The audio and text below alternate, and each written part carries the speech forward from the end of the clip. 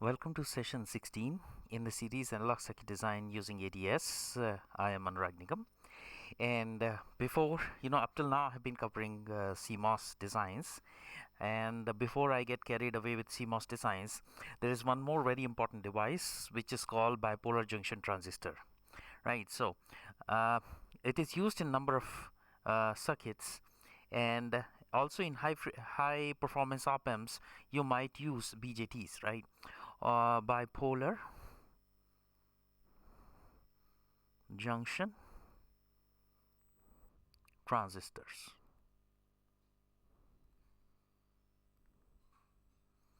Okay, so this is what I'm going to talk about in this session. Now, this is an obsolete device, and don't be alarmed, this is an obsolete device because it has been modified by using what is called band gap technology. So if you remember, in earlier sessions I was talking about material systems, right? And then we could do different band gap engineering, different band gap materials we can use to make these PN junctions. So if you use different band gap material to make a PN junction, that would be called a heterojunction. And then you can have a base emitter junction to be a heterojunction. So base collector junction can also be heterojunction. So in case you use both of them, it will be a dual heterojunction bipolar transistor, right? So it will be a SHBT. If you use both junctions, it will be a dual HBT. If you use a single base emitter junction as a heterojunction, it will be a single HBT. Now there are different advantages of single heterojunction HBTs or double heterojunction HBTs. So I'm not going to go into details. Later on, maybe when I do more specialized circuits like silicon germanium based circuits, or maybe some power amplifiers using gallium arsenide on indium gallium arsenide on indium phosphide, then I would be discussing these HBTs. So for now, let's go into the basics of these HBTs. Now I'll draw you a basic structure, okay?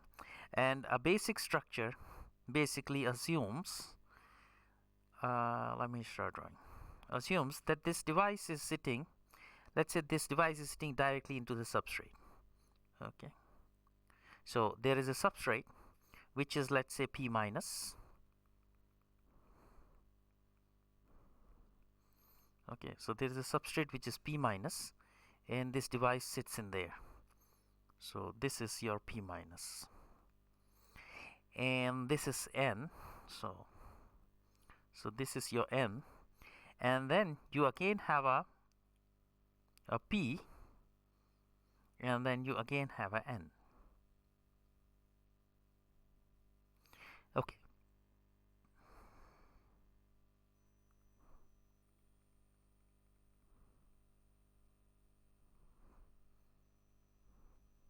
So I want to explain you the device structure, right? So now you can have contacts here. Okay, so this would be the collector, right? So you can have collector contacts here, right?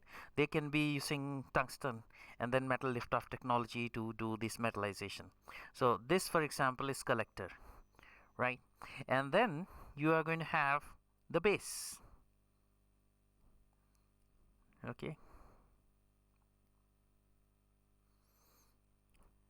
Okay, so you have got two bases here, and then you have a single what you call emitter, and then you can also use a polysilicon to make this contact, a conductive polysilicon to make this contact here.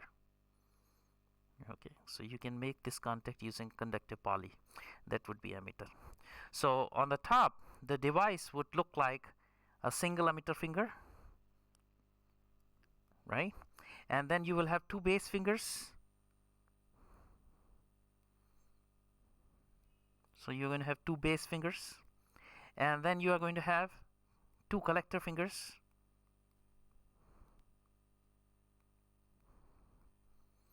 Okay, and then if you want to put a number of devices in parallel, then you can combine these collectors of the adjacent fingers, right?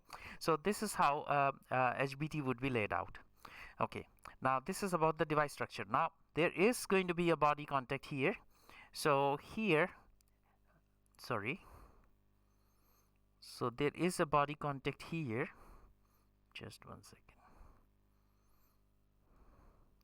That is strange. Okay, so there is a body contact here which is P plus, and this body contact in this case would be connected to the most negative, right? So if I was to make the symbol for this NPN device, okay, this would be like this, and then there will be a body terminal which will be grounded. So you will have a collector and base and emitter. Now if you see, the base width would be this one.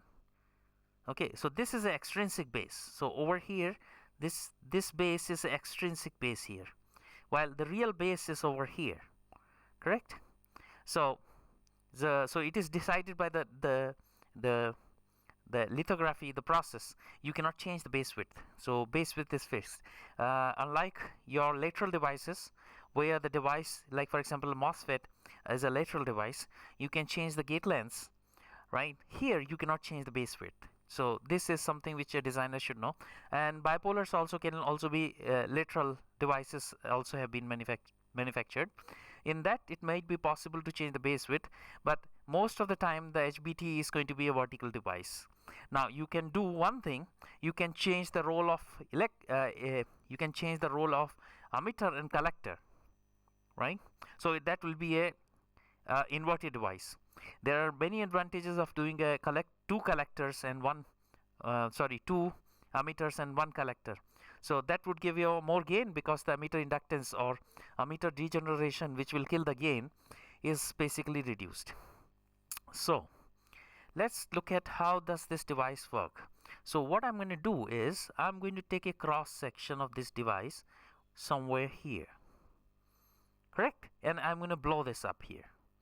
So let's assume that this is blown up to this extent, correct? So you have got collector, base and emitter. Collector, base, emitter. Oh, sorry. So you have a collector, base and emitter. And the doping densities are going to be, so this is going to be NDE, this is going to be NDC, and this is going to be NA.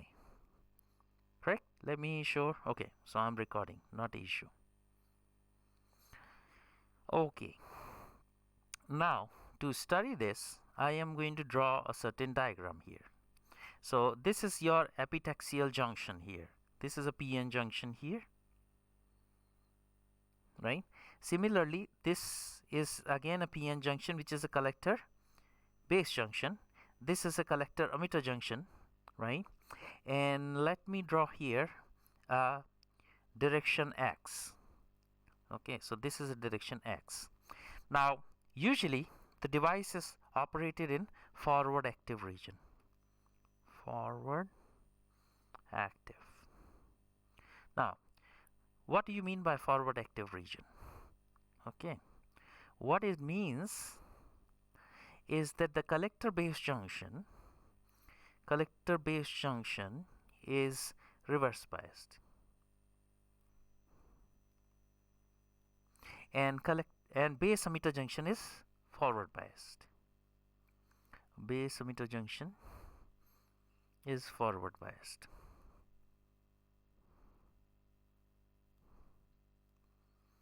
So how will the connection be? The connection would be this way, that this will be a positive terminal and this terminal would be lower. So if this is VDD, or whatever you want to call VCC in this case, because it's usually the convention is, if you use a bipolar, it's going to be VCC and VGG, and then this is grounded and the body terminal is also grounded. Now this is VGG, plus minus, and VGG is going to be smaller than VCC. So that, okay, so this side is N, this side is P, right? So N is at a higher potential than P. That's why this collector base junction is reverse biased. So VBC, okay, can be written as minus VCB, and this is going to be a large number. So just one second.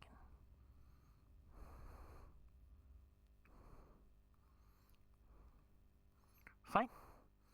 Okay, so this is going to be a large number. Now, base emitter junction is biased by VGG, right? Or rather VBB, because you know this is going to be, people don't want to confuse.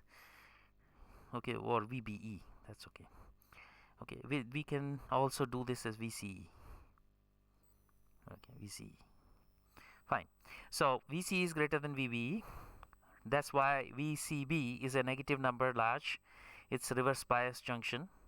And VBE is going to bias the base emitter junction. So this is a collector, this is the base, and this is the emitter. So base emitter junction is going to be forward biased. Now, if I do that, okay, let's look at the, so you have understood what is a PN junction, right? When the PN junction is forward biased, what happens? So the depletion region basically disappears.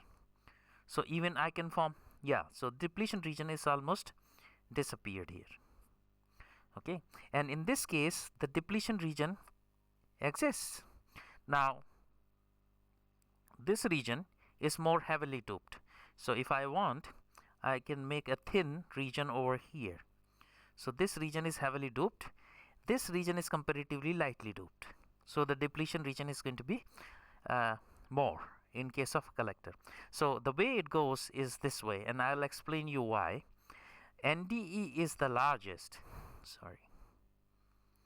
is the largest, and then this is the NDC is the smallest. So if I was to do carrier concentration, so on this graph I'm going to plot the carrier concentration, right?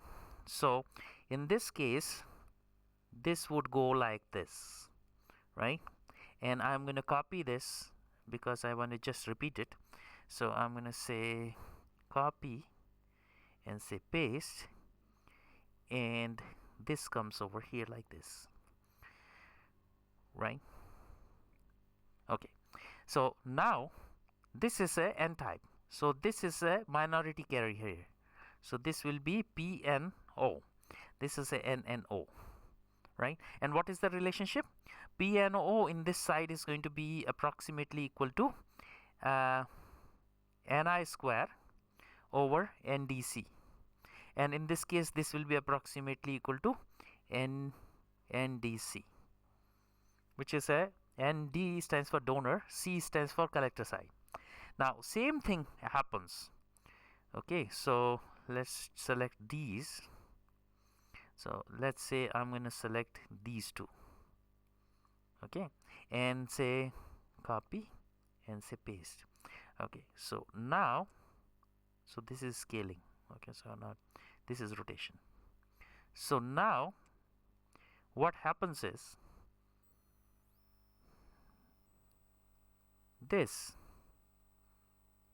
just bear with me a second, let me just draw it.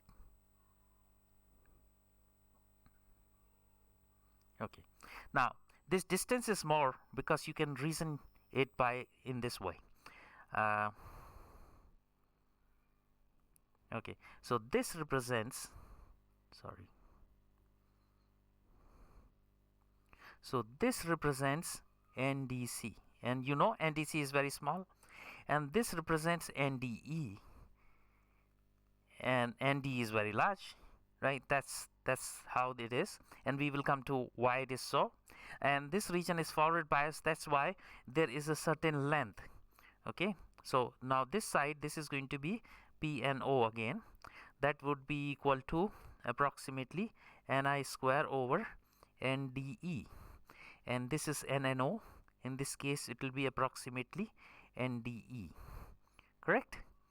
And here, okay, what's going to happen is, so if you are going to have electrons going from here which are over here, right? So these electrons are going to become a minority carrier here. So what I'm going to do is I am going to make something like of this nature, right? And then I am just going to draw this out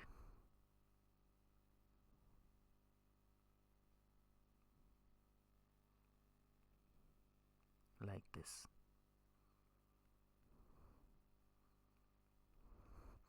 right? And then I have, so this is electrons, right? And then I am going to have this like this, and rest I will draw by hand.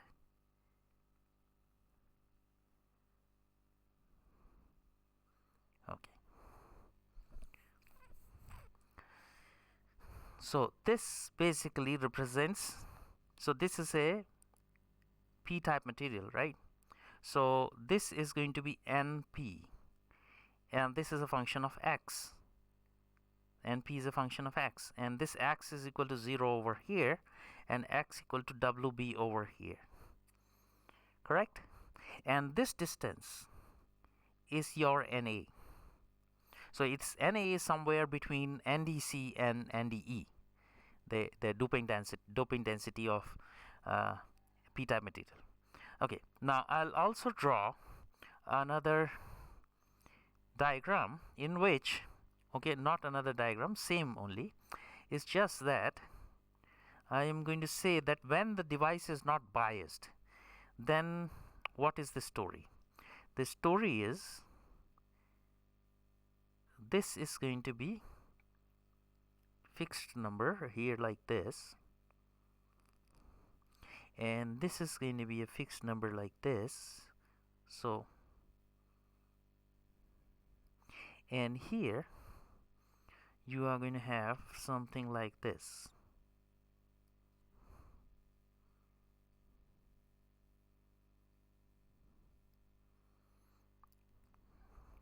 Maybe little down.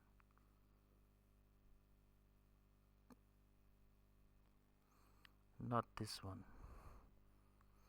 I want to move this one.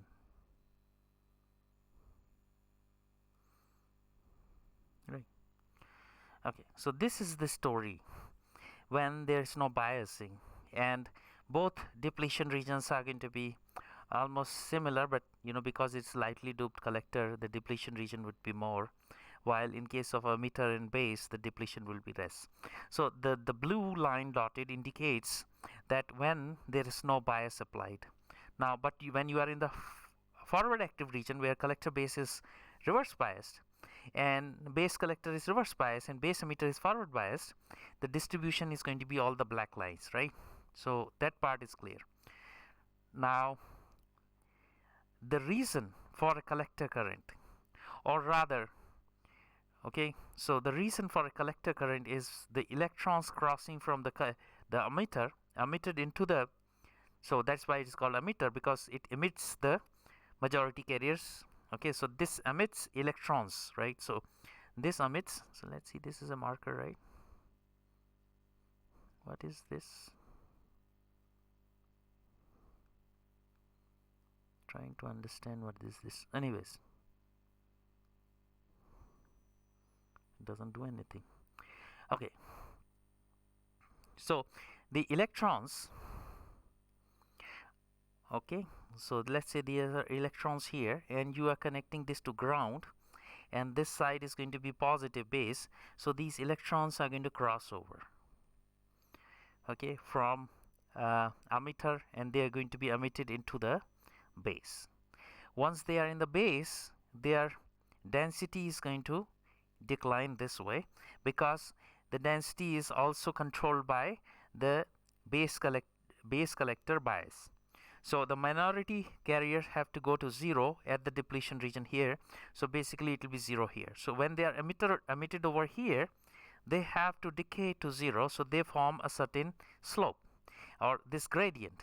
So this gradient of minority in the base is a measure of how much the electrons are emitted from the emitter into the base.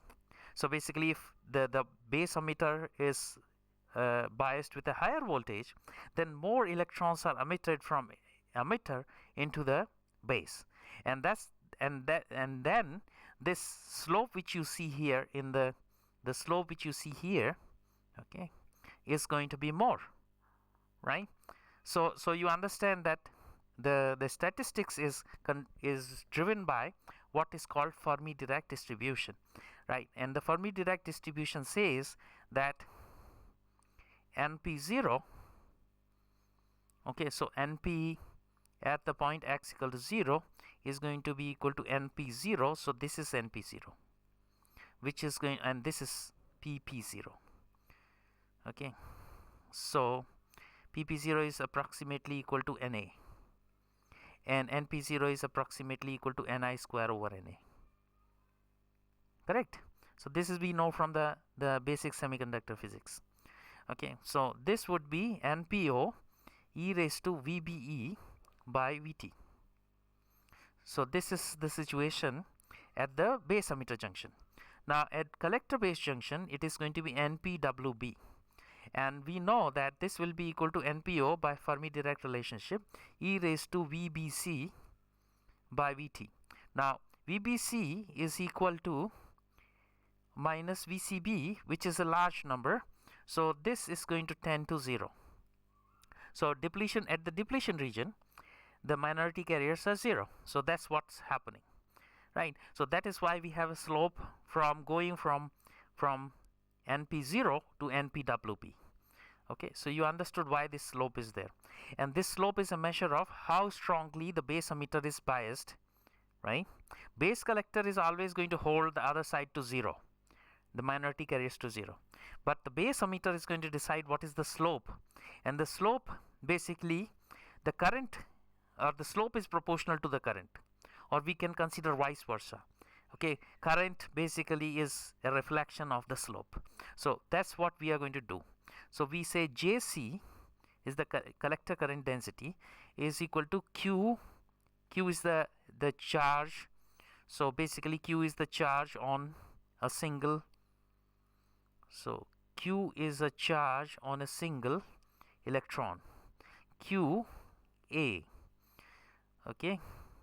So QA minus QA, okay, dN dou NPX by dou X. Okay, so if it is A, it will be JC into A. So that will be IC. So IC is going to be, this will become plus QADN dou NX. Okay, so let's do this. We will go from NPWB and minus NP0 divided by WB minus 0. Correct? Now this term is 0. Correct? So now so NPO. So now I'm left with plus QADN NPO, okay, e raised to, so this is going to become a minus sign, right? Because there is a minus over here, right? So this minus is over here. So this would be a minus sign here. E raised to VBE over VT divided by WB.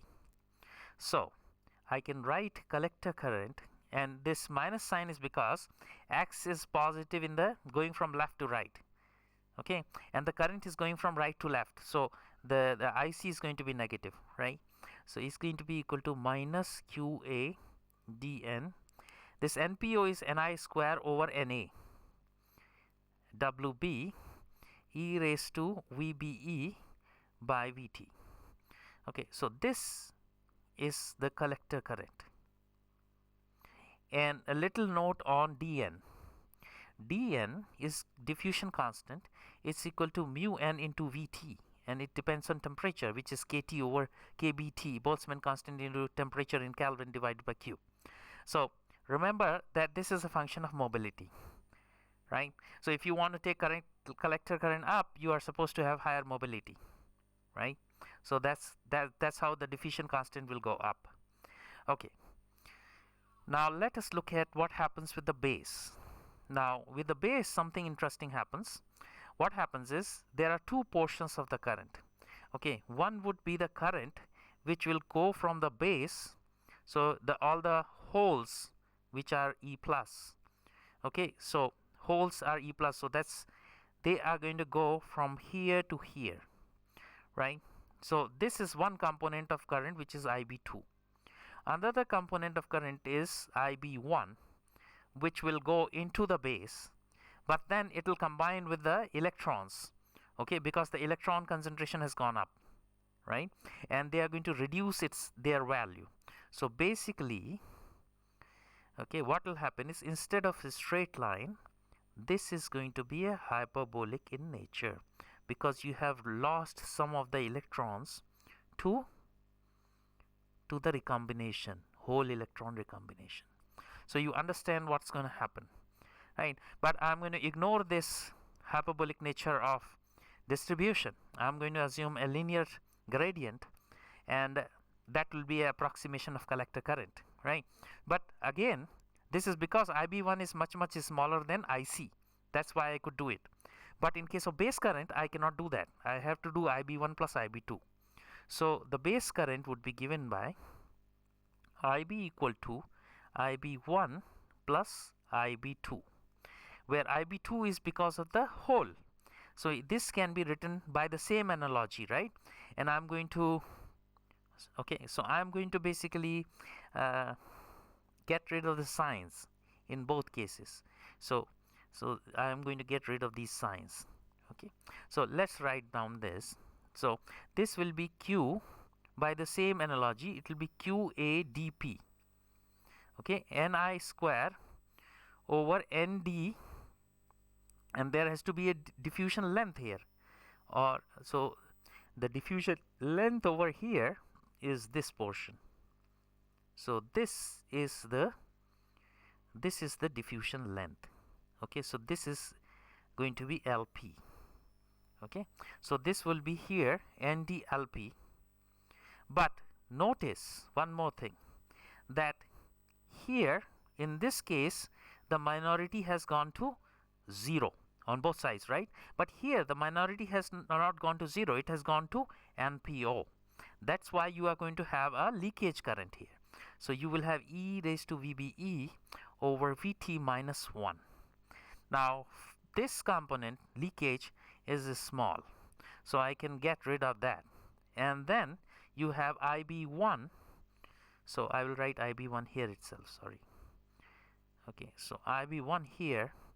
Now to find IB1, I have to assume some analogy. Like, let's say you are going to board a bus, and you are on at a bus, not at a bus stop, but at a center where the bus starts from, and the bus arrives empty. So if you get into the bus, so how many people can sit in the bus? As many as the empty chairs, correct? So these empty chairs are like the minority thing, right? So in this case, in the base, the minority is going to be electrons. So how much recombination? So recombination is going to be proportional to how the carrier density of minority in the base, right? So then it is proportional to half of base. So let me just write here so that it comes out to be nice. Half of base into height, which is NP 0, right? Which is Ni square over Ni square over Na. All right, NP e raised to VBE over VT. Correct? So it is going to be proportional to half of base into height, and this is going to be Q into A, right? And then it is also proportional to how much have you lost, how much time have these minorities spent in the base. So basically this density over here depends on how much time does it take for an electron to cross over. So if it crosses over in time tau b, then it is inversely proportional to tau b. base transit time. So tau b in this case is a base transit time.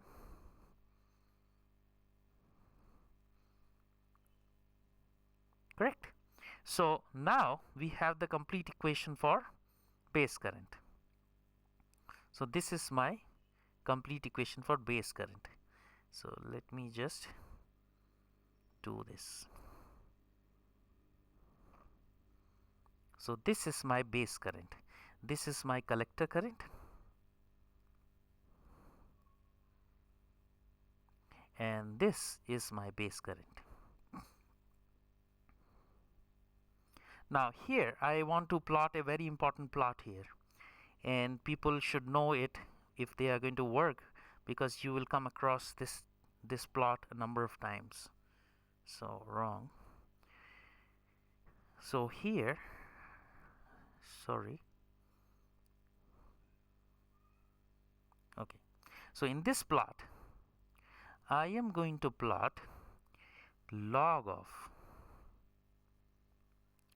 of IC comma log of IB, right? So initially, so if this is VB and on the x-axis is ln of IC, ln of IB. Now this is called Gummel plot. Okay, and what does the Gummel plot say? For a small value of VBE, so let's draw.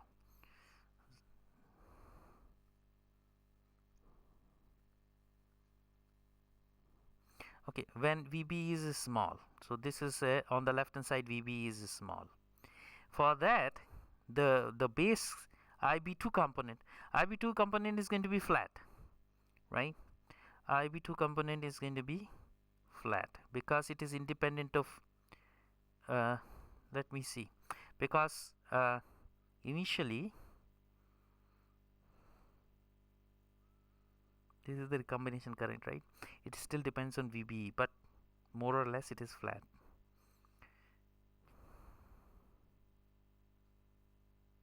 Right? Because what happens is the following. Okay, you consider this area, which is this blue area. Okay, this blue area. Okay, so initially when the biasing is not there, this area basically represents the minority carrier density, and later on this minority carrier density has been aligned along a triangle. So by the time you come to this point where collector base junction causes minority to be 0, which is some form of a pinch off, right? Okay, so at that point basically the carrier density is going to be constant. So IB recombination current is going to be, IB1 is going to be constant, and then so IB1 is constant and IB2 is going to be proportional to VBE. But then after a certain VBE, base current is going to start increasing. So the base current basically increases, right? And the collector current on the other hand is going to increase like this, and something will happen over here. I'll explain what happens, but let's draw this clearly. So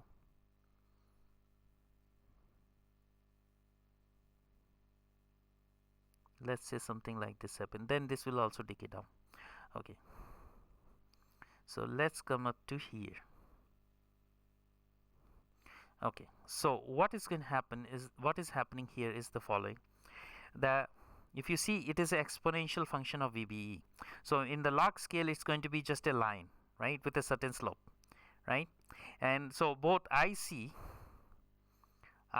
and IB are going to be straight lines, right?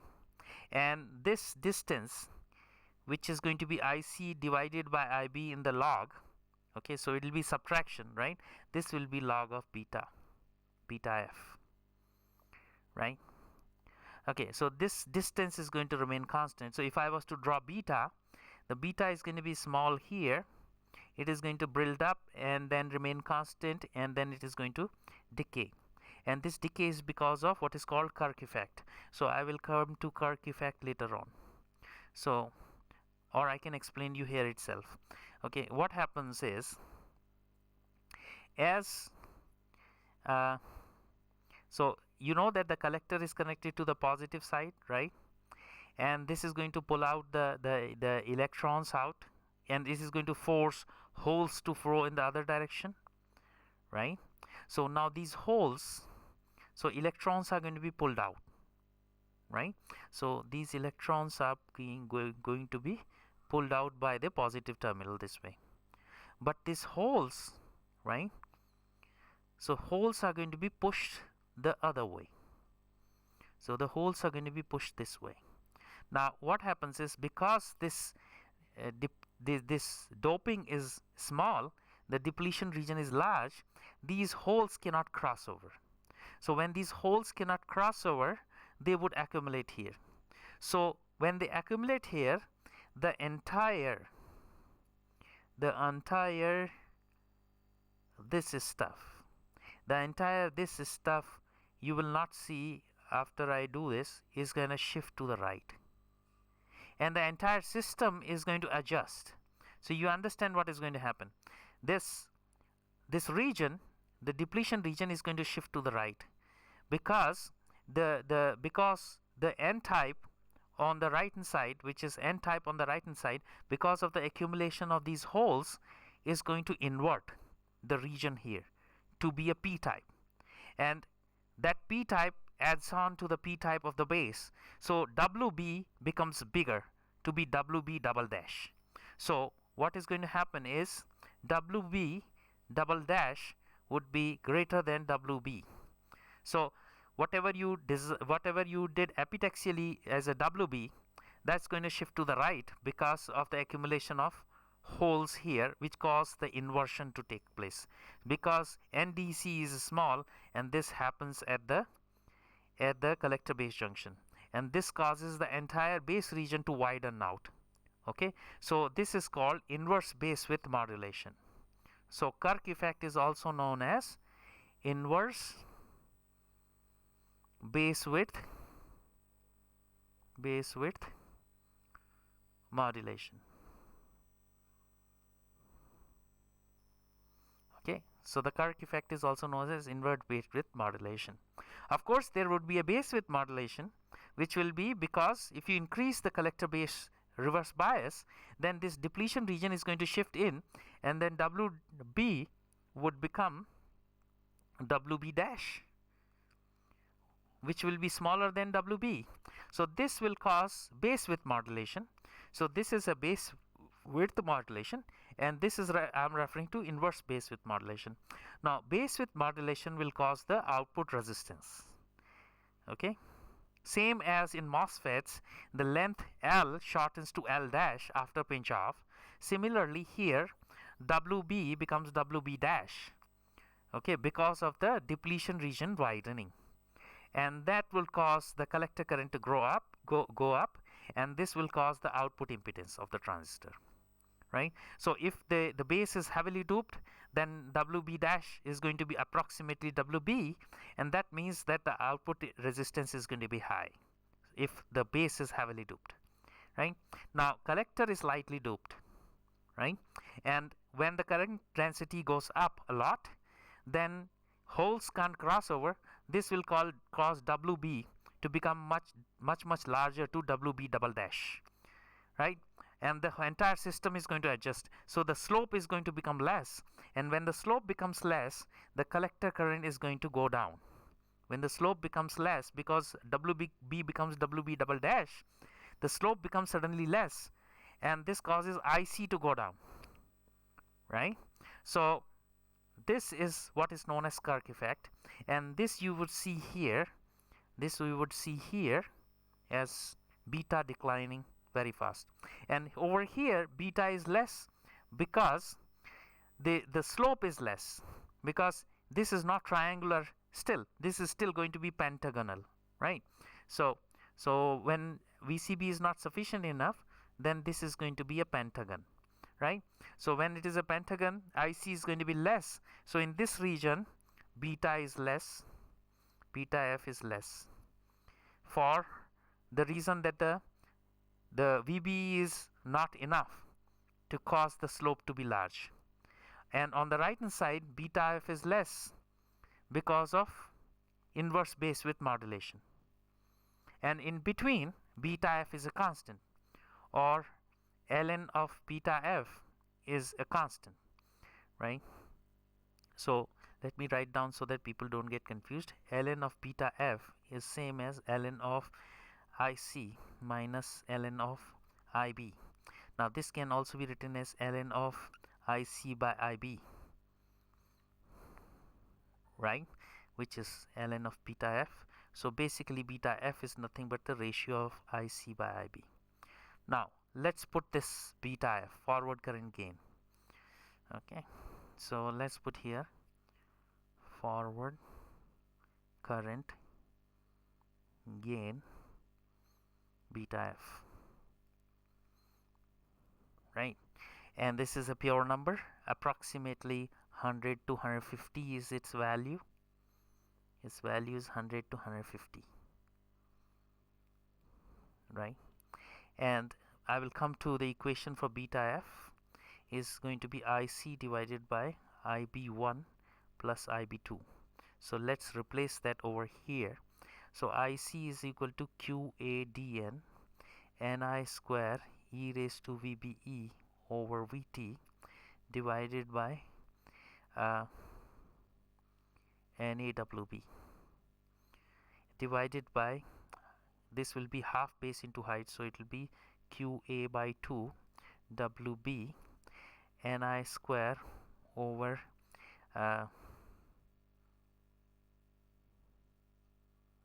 Ni square over Na, right? Half base into height, Ni square over Na e raised to VBE by VT tau B, right? And then this will be WB, yeah, and then the other is the whole current, which will be QADP Ni square over NDLP.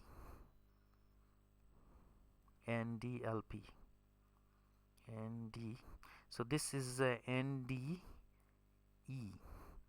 LP, and this is going to be NDE LP.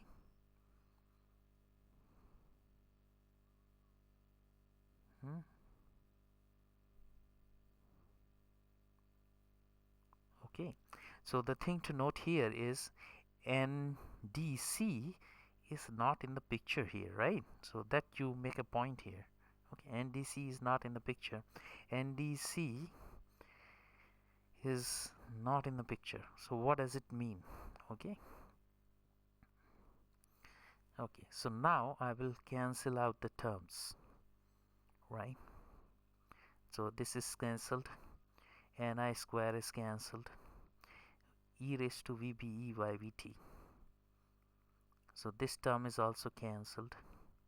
So I'm left with dN over Na WB divided by WB over twice of Na tau B plus dP over NDE LP. Am I right? Okay, so let's divide this. So I will have beta f is equal to 1 divided by WB square over twice of dN tau B plus you are going to have dP over dN. Okay, NAWB by NDLP. Okay, so now this is your beta, which is nothing but IC by IB. Okay,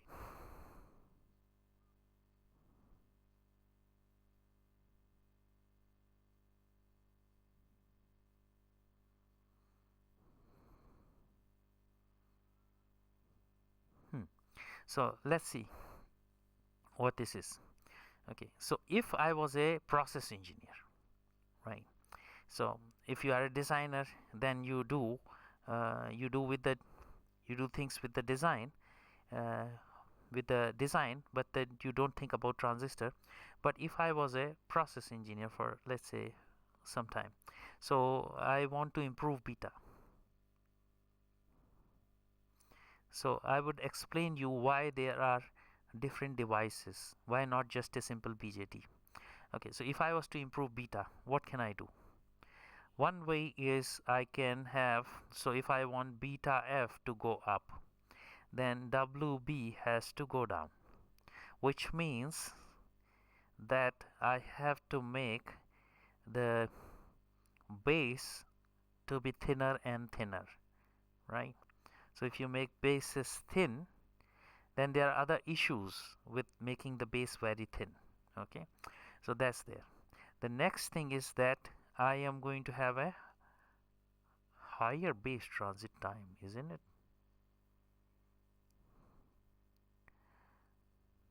Which is counterintuitive, isn't it? Hmm?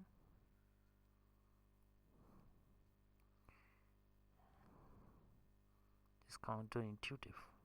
Okay, is it because Toby is basically deciding your frequency of operation, right? And if Toby is large, then you are going to hurt the frequency of operation, so you don't touch Toby. Okay, next thing is dp is mu nvt, and dp is mu pvt, and dn is mu nvt, right? So if mu p can be improved,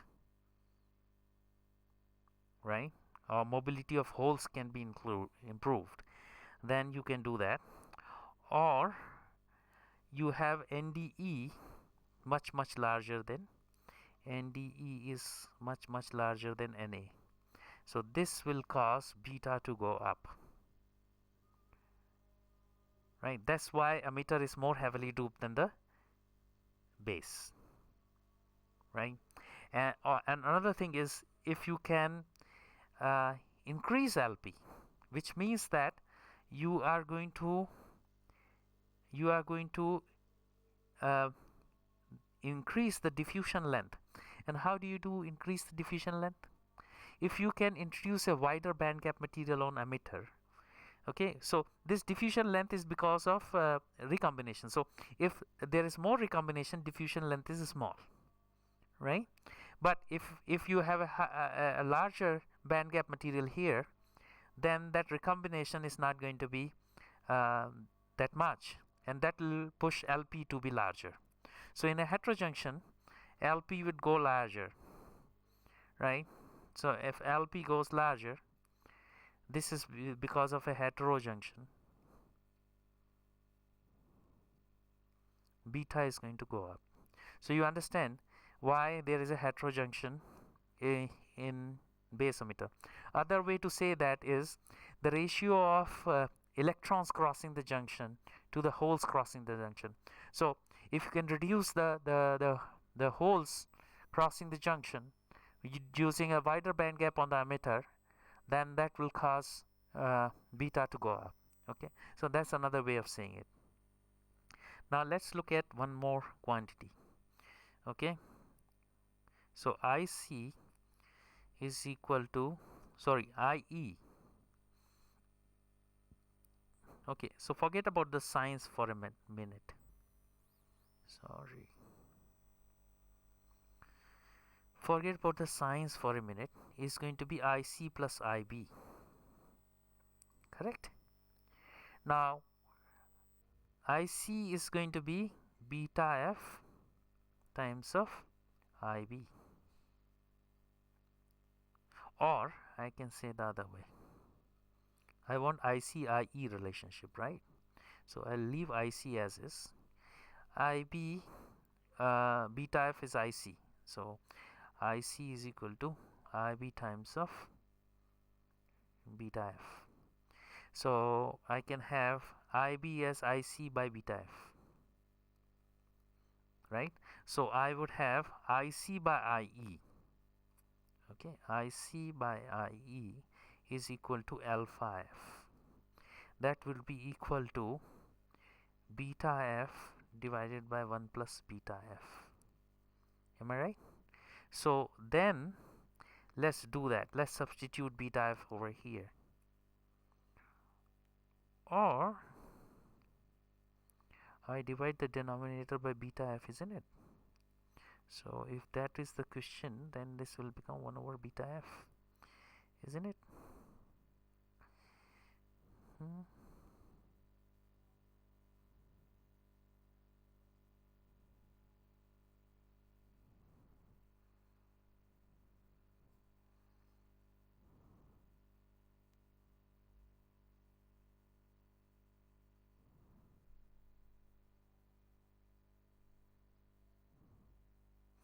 Okay.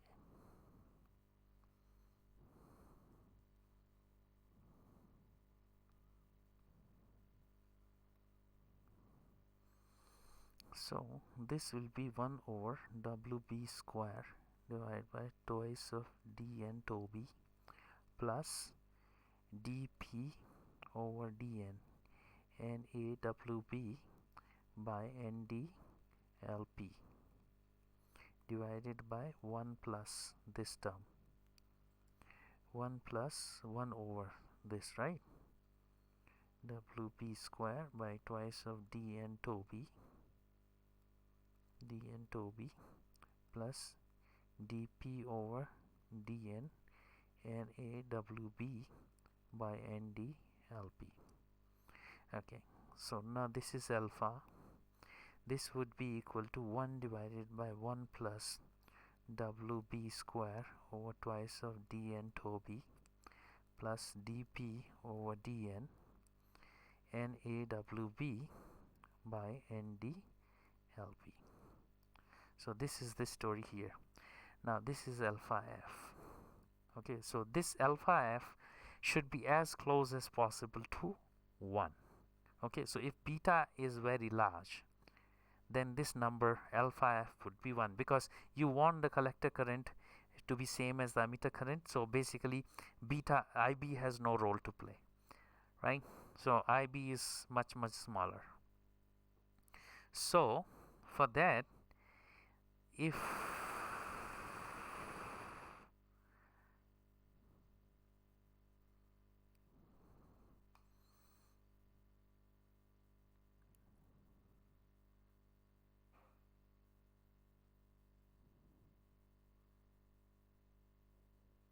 okay, so let me just factorize this term. Let's assume that I have this term as this thing dn tau b times of 1 plus dp over dn NAWB.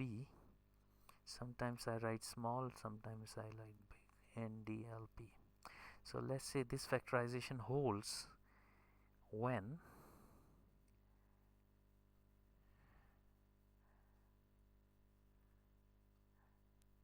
the product of these two terms are very small.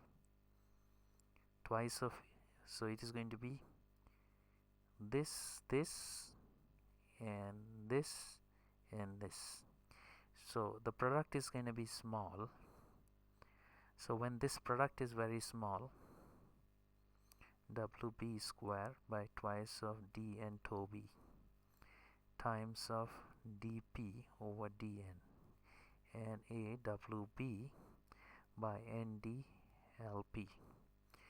Now this term is anyways going to be very small, because you have WB square and you have ND much larger than NA. So two small numbers are multiplied, it will be even smaller, right? So in this case, if this term is much smaller than, okay, it's very much smaller than these terms, right? Which will be obviously, so you could factorize this. Now this means that this will be, first term would be base transfer factor and the second term will be emitter injection efficiency. So the base transport factor alpha b is going to be 1 plus WB square over twice of dn tau b. So what it means is the number of electrons is the ratio of number of electrons which have reached the collector. So this is equal to number of electrons reaching collector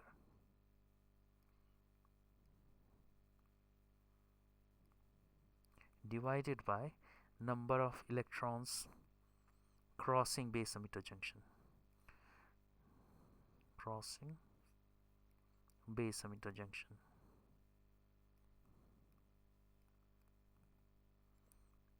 Okay, so this is called base transport factor, right?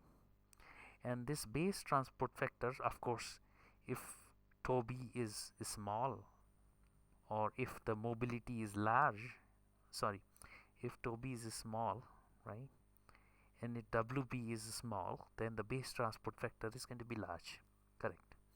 So that's there. Now base transport time tau b, and this dn also has mobility, and this tau b is also has got mobility. Okay, so keep in mind that. So then the only controlling factor you have is wb. So if wb is small, then the base transport factor is going to be what do I want to do here? I want wb square by twice of tau b dn tend to 0, so that base transport factor can tend to 1. So number of electrons crossing the base emitter junction to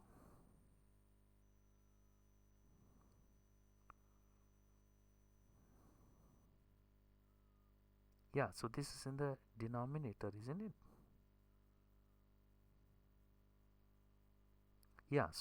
So I'm writing it wrong. Okay, now it's correct. Okay, let's write this again. So people, I was a little bit confused. So let's take this and shift up. Okay, fine. So what I mean is, so the base transport factor is this. So let's shift this up. Okay, so the base transport factor is 1 over 1 plus omega by 1 plus wb square by twice of dn tau b, right? So this is called the base transport factor. This is the, so again this whole thing I'll move up. So oh come on.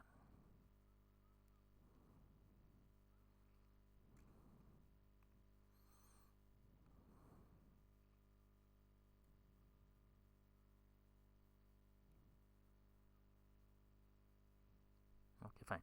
So it is the ratio of number of electrons reaching the collector divided by number of electrons crossing base emitter junction, which is 1 divided by 1 plus wb square over twice of dn tau b. Now you want base transport factor to be 1. For that to be 1, wb square divided by twice of dn tau b should be 0. So it will be close to 0 if your base width is small, and if your base transit time is, so base transit time large doesn't make sense, right? Because you do not want that, right? Again, dn has mobility in it and tau b has mobility, so this factor doesn't play here.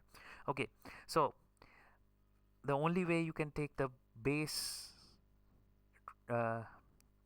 transport base transport factor to be 1 is by reducing wb.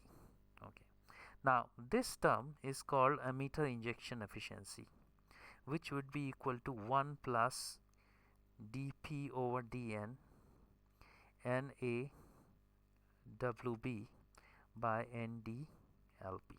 So this is basically the number of electrons